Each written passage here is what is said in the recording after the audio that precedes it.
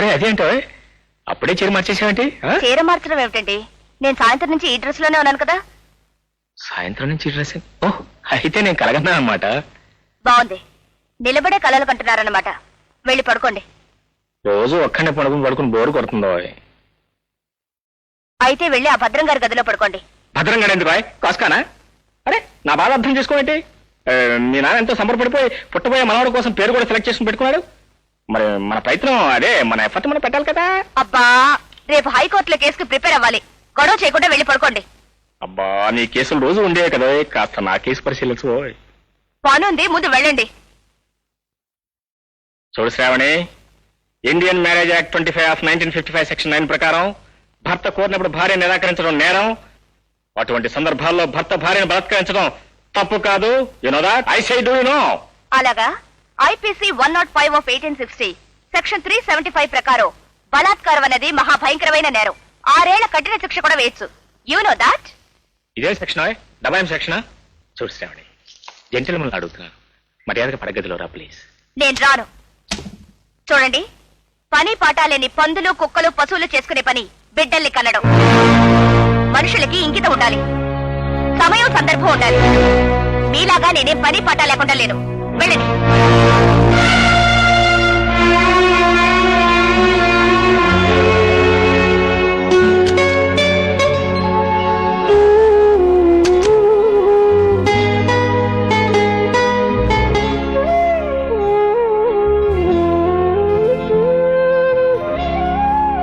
పాటాలేని పందులు కుక్కలు పశువులు చేసుకునే పని బిడ్డల్ని కనడం. మీలాగా నేనేం పని పాట లేకుండా లేను.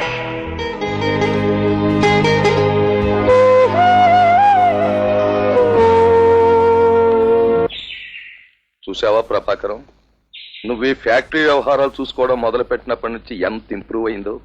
అందుకే చెబుతున్నానయ్యా, ఆది నుంచి నీకు ఈ ఉద్యోగమే కరెక్ట్ అయ్యా అని. ఇందులో నేను చేసింది ఏమన్నా మావయ్య, నువ్వు జీతాలు కరెక్ట్ ఇస్తున్నావు, వాళ్ళు కరెక్ట్ పని చేస్తున్నారు.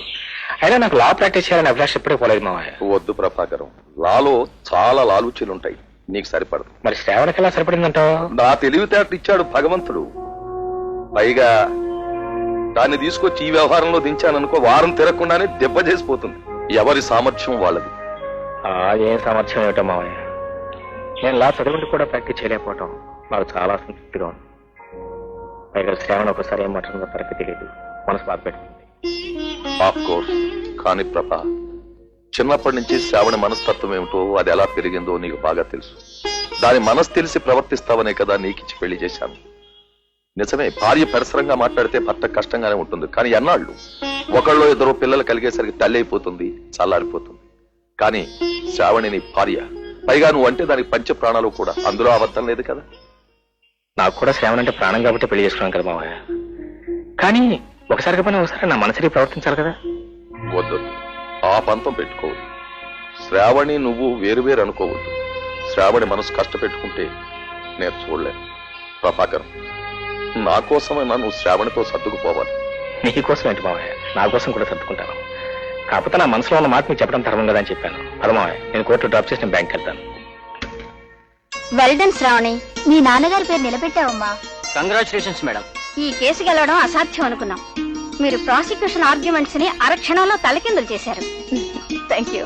Ladies and gentlemen, there is another wonderful news for you. శ్రావణిని అసిస్టెంట్ పబ్లిక్ ప్రాసిక్యూటర్ గా అపాయింట్ చేస్తూ ఈ రోజే ఆర్డర్స్ వచ్చాయి. ఇక గవర్నమెంట్ కేసుని గ్రాండ్ సక్సెస్. ఈ రోజు నాకు చాలా సంతోషంగా ఉంది. ఈ సందర్భంగా వచ్చే ఆదివారం బంజారాలో చిన్న పార్టీ అరేంజ్ చేసుకుందాం. మీరంతా తప్పకుండా రావాలి. వెల్కమ్, దయచేసి. Thank you sir, welcome. Please card sir. Card ఏమిటయా, నేను లాయర్ ప్రభాకరాన్ని. అదంతా ఏం కుదరదు, కార్డు ఉంటే అలా చేస్తాం సార్. అరే బలివాడివే, ఆయన ఎవరనుకున్నావు? శ్రీనివాసరావు గారు అల్లుడు. రండి సార్ మీరు. Sorry sir. She is really brilliant. ఆడపిల్లల్లో అంత ధాటిగా వాదించటం నా 15 years ఎక్స్పీరియన్స్ లో ఎప్పుడూ చూడలేదు. Thank you sir, please bless me. Wish you all the best. God bless you. Thank you. Hello hello. Hello, how are you? Oh fine, thank you. Good evening sir. Hello.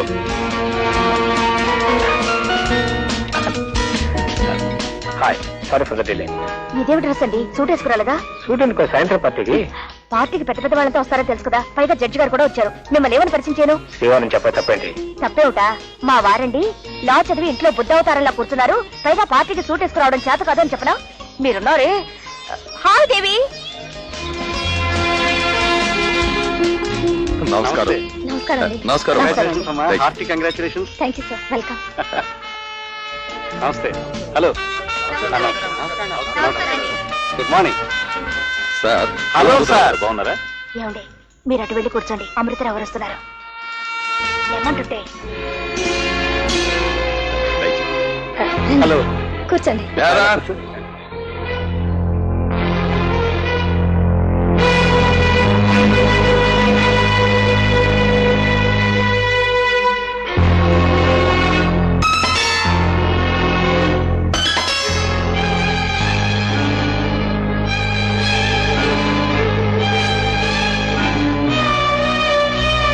Shravani, ఆకలిస్తున్న అన్నం పెట్టు.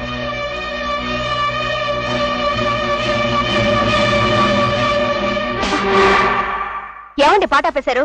మా పాట నీ చెవిని పడాలని. ఏం పాపం అంత పాట వచ్చింది మీకు? ఇంతవరకు నేను భోజనం చేయలేదు తెలుసా? అవునండి, పార్టీలోంచి పెద్ద గొప్పగా వెళ్ళిపోయారే.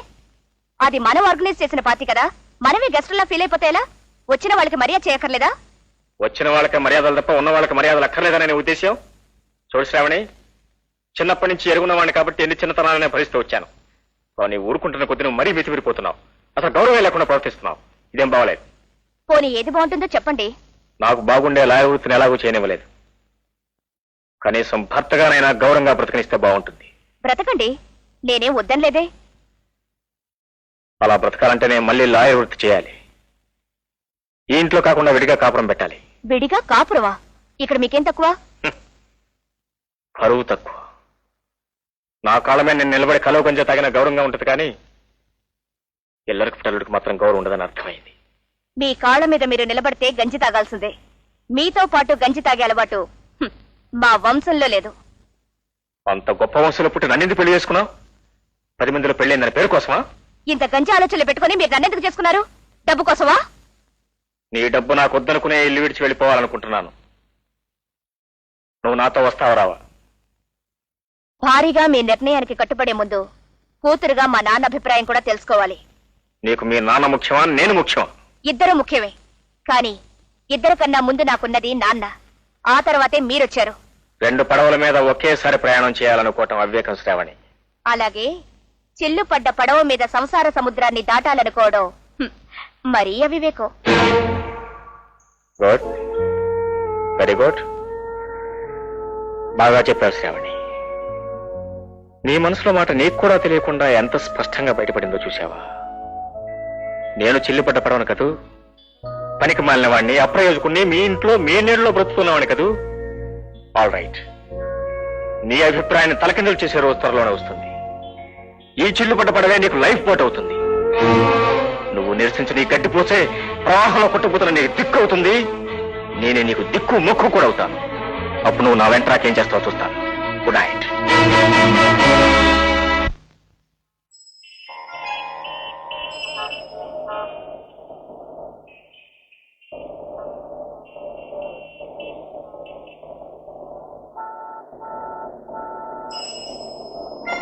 టాక్సీ వస్తావా? వస్తానమ్మా, కూర్చోండి.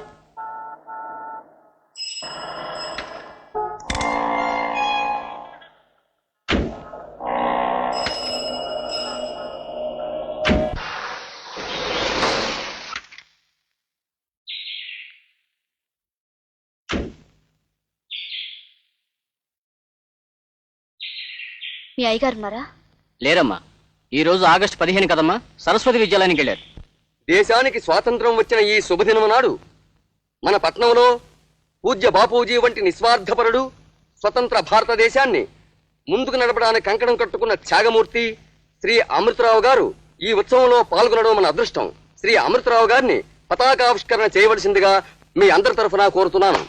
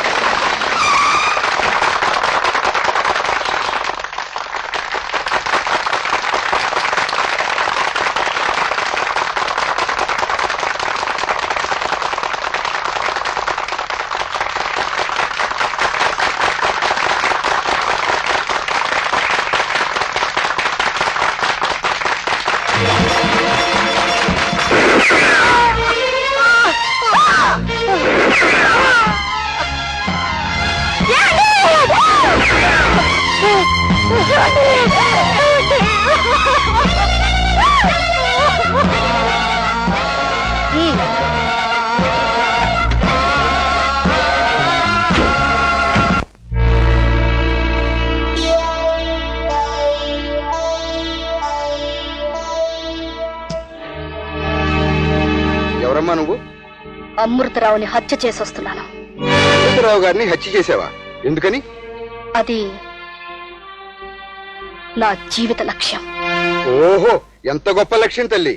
506 ఎస్ సార్. పిచ్చాసుపత్రికి ఫోన్ చేయవయ్యా. ఈ అమ్మాయి అమృతరావు గారిని హత్య చేశానంటూ ఈ దీపావళి పిస్టల్ పట్టుకొచ్చింది. ఇది దీపావళి పిస్టల్ కాదు, మీ డిపార్ట్మెంట్ పిస్టల్. మా వారు కాజీపేటలో సర్కిల్ ఇన్స్పెక్టర్ ప్రభు గారు. ఈ పిస్టల్ వారిదే. నిజమే సార్, అమృతరావు గారిని ఈ అమ్మాయి వచ్చేసింది. ఊరు వాడ బయట చేరి గొడవ చేస్తున్నారు. వచ్చి చూడండి. ఆ? అలాగా, ముందు ఆ పిస్టల్ కింద పెట్టు తల్లి. 506 ఇంకా చూస్తావేమయ్యా? ముందు అమ్మాయిని తీసుకెళ్ళి లాకప్ లో పెట్టు. క్విక్. ముందు చేతి.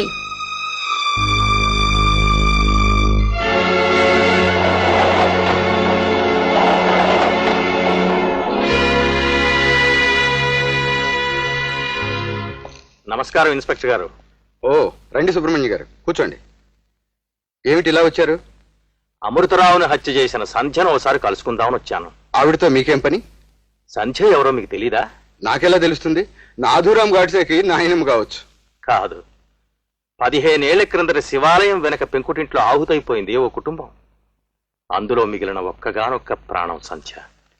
ఓ, అగ్ని ప్రమాదంలో చనిపోయిన ఆ సోమయాజుల కుటుంబం. అగ్ని ప్రమాదం అని మీ రికార్డులో రాసి అతి కంగారుగా ఆ శవాలను పోస్ట్ మార్టం కూడా చేయకుండా పూడ్చిపెట్టారే, ఆ కుటుంబం. అదేమిటి పూజారి గారు, శవ పంచాయతీ జరిగింది, పెద్దల తీర్మానం ప్రకారమే పూడ్చిపెట్టాం. ఆ తీర్మానమే సవ్యంగా జరుగుంటే ఈ రోజు అమృతరావు ఇంత హీనంగా చచ్చిపోయే పరిస్థితే వచ్చుండేది కాదు. ఇంతకీ మీరు ఎందుకు వచ్చారో చెప్పండి. సంధ్యతో మాట్లాడాలి. వీల్లేదు. ఆ పంచాయతీ తీర్మానంలో మీకు కూడా భాగం ఉండడం చేత వీల్లేదా, మరేదైనా కారణం ఉందా? చట్ట ప్రకారం హంతకురాలతో మాట్లాడే అవకాశం ఎవరికీ ఉండదు. అలాగా, చట్ట ప్రకారమే మాట్లాడే అవకాశంతో లాయర్ని వెంట పెట్టుకునే వస్తాను. సెలవు.